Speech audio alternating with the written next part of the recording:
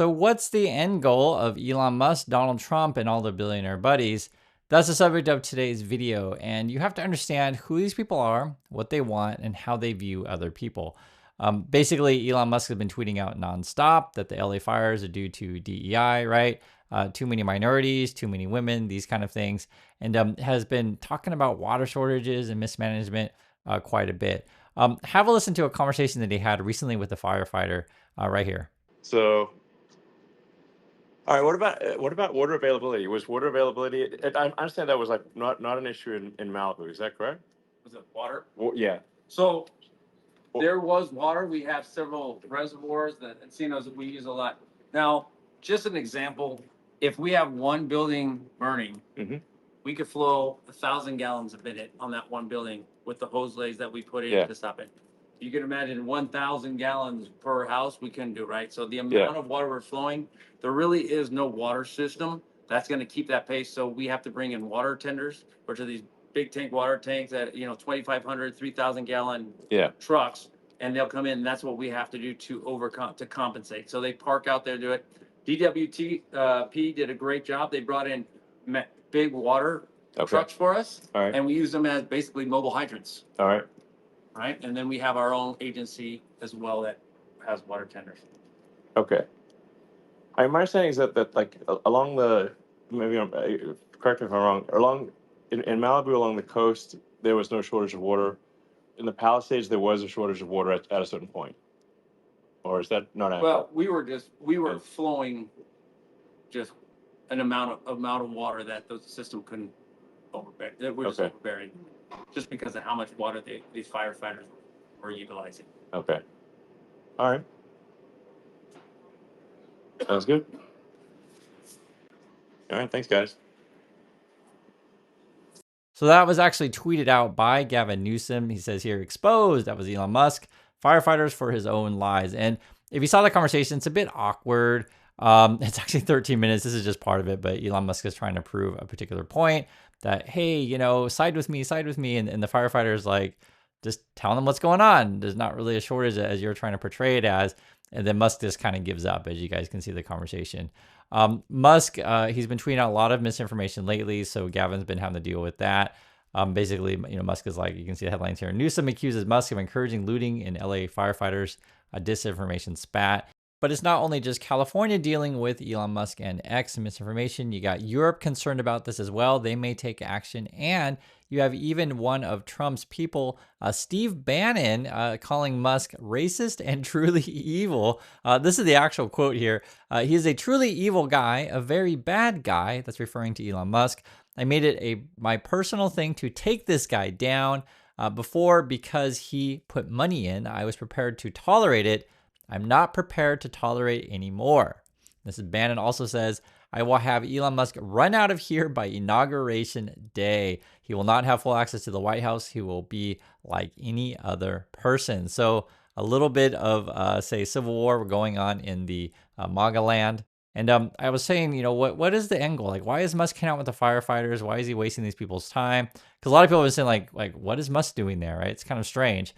Well, you have to understand who his friends are and how him and his billionaire buddies are always looking to make money off a given situation or try to be the, quote, hero.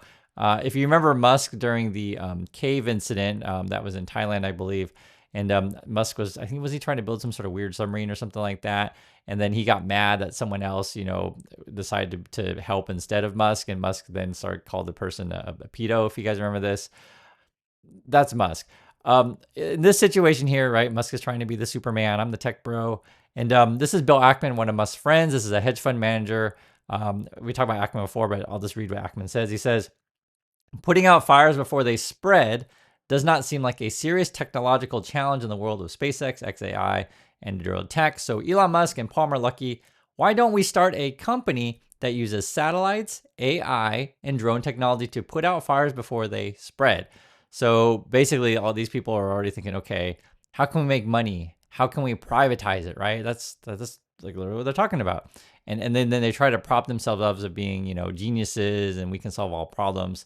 This is according to Blackman. I just want you to listen to what they say. One can envision satellite monitoring, rapid drone investigation, and drone swarm water delivery. The number of drones sent to extinguish the fire and the nature of the extinguishing agent, be it water, foam, dry, or wet chemicals, would be a function of nature and scale of the fire. No human lives would be put at risk, and there is no risk of DEI involvement, right? Again, no dark people, right? No minorities, no women, right? No DEI involvement in the drone selection. What do you think? I would love invest. And if you have a very good idea, real estate values in California. What? So he's talking about real estate, talking about, making a new company, talking about, making profit. So this is how these people think. They want to be the hero. And again, all the problem is due to DI. And these people have also been blaming lesbians lately, which for the fires.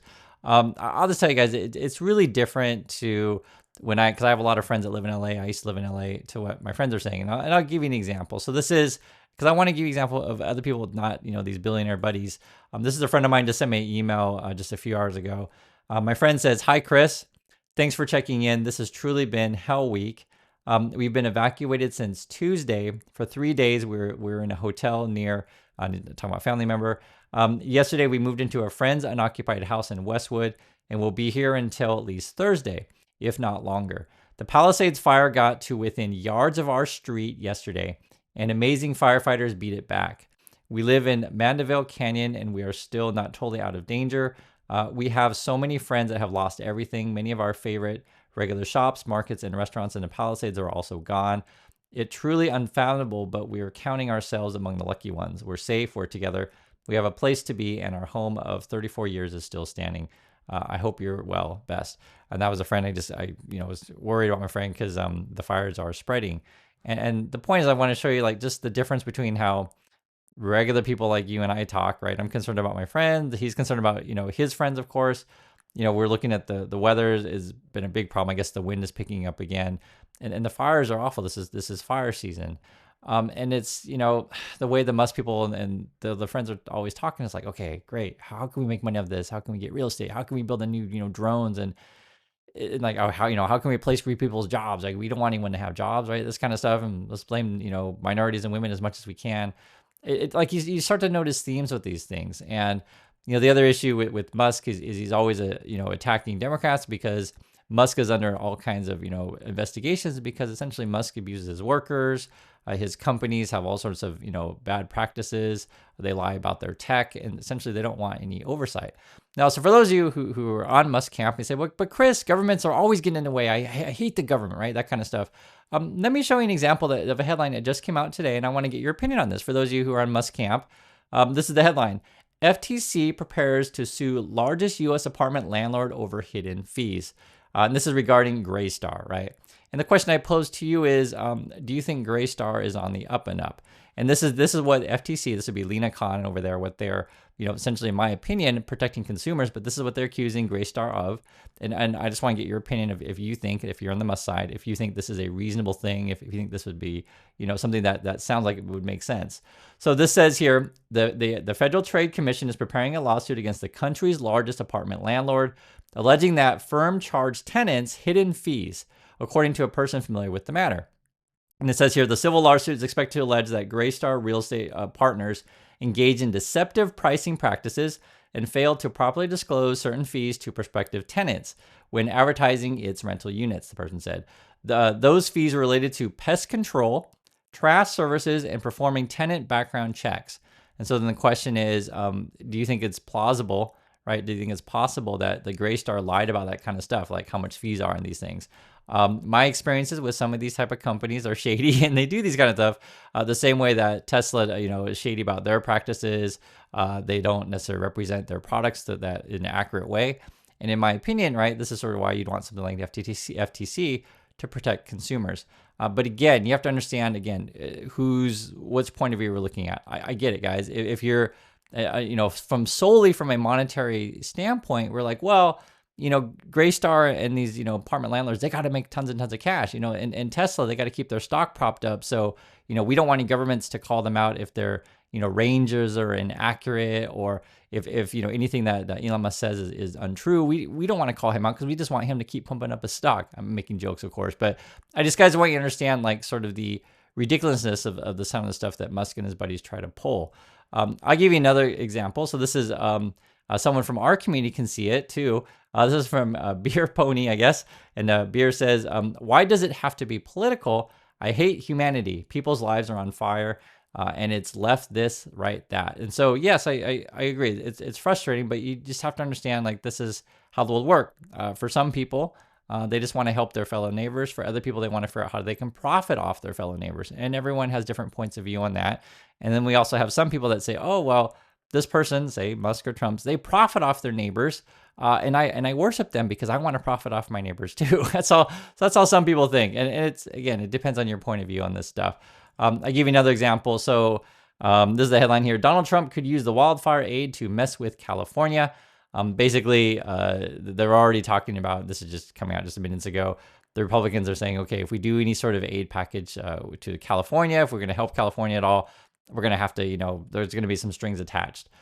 This is from Mike Johnson. So he says here, it appears to us that state and local leaders were derelict in their duty in many respects. So they have to, attack their opponents, of course. So that's something that has to be factored in. I think there should probably be conditions on that aid. That's my personal view. We'll see what the consensus is, right? So their strategy then is to say, look how bad the Democrats are, right? This kind of stuff. Then they're going to bring up DI. Oh, it's all about DI. And then after that, if you want money from us, right, from the government to help California or whatever, even though California is essentially a donor state, right, they give way more money to other states than, say, states give California. Like, for example, their constituencies, some will just use like in Mississippi, Alabama, or whatever. They're, the way the system works is California pays more out to others than Alabama, right? I hope you guys understand that this concept here.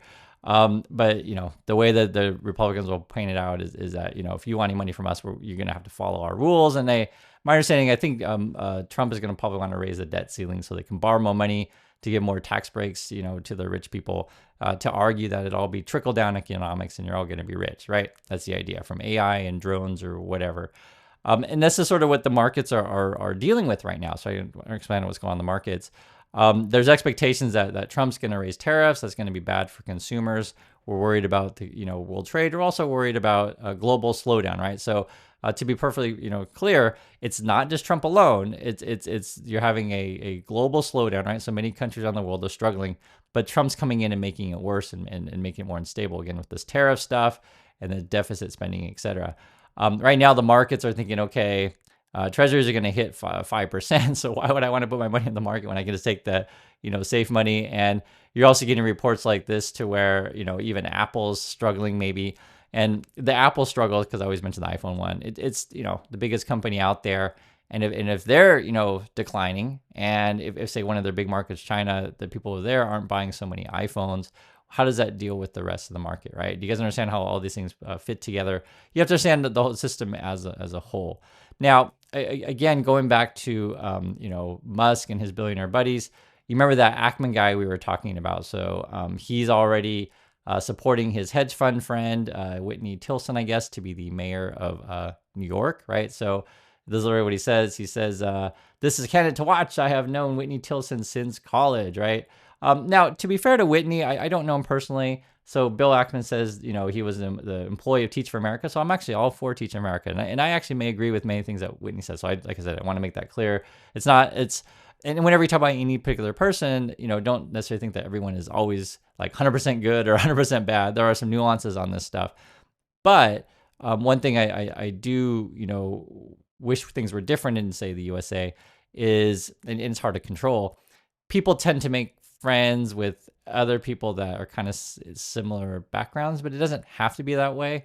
But that's just what some people do. So in this situation, it just turns out, Bill Ackman, I think he's third generation rich person because his dad started like a real estate mortgage thing, and then that guy's dad, so it'd be his grandfather then, and his uncle or grand uncle, I guess, is that a word? Started the company before. So it's just Bill Ackman guy's third generation, and then this Tilson guy that Ackman's supporting is also like a hedge fund manager, right? They all hang out together. That's just how it is. Already, and I just want to make this really clear. Like people are trying to figure out who's going to run New York. Adams, I think he probably should step down. In my opinion, I don't know what this guy's doing. I guess he's trying to get closer to Trump. I don't like Adams either. So I just want to make it clear that For me, it's not really about left-right stuff. It's just about, top, bottom. And there's just too many people at the top that are corrupt. And then the way that they pick their friends, or they're in this situation, Eric Adams, I guess he had some sort of donor thing that says Eric Adams, donor pleads guilty in straw donor scheme. I'm sure there's bribes and stuff going on like that. But that's how the world works, right? And so I'm just pointing you guys to stuff out all the time. So another example in the market is Donald Trump Jr. He's trying to get his hands on some sort of trading thing. I don't know who this Venue Kalshi is. That must be some new company or something like that. But, this kind of stuff, usually there are conflicts of interest. But with the Trump family, they just, keep trying to figure out how to profit off said things. On top of that, again, California needs help right now. And that's why I showed you guys my friend's email. Gavin Newsom keeps, reaching out to Trump, say, hey, come talk to our people. And there's been reports that, now some of the Trump people are talking, but not Trump himself. So I want to make that clear.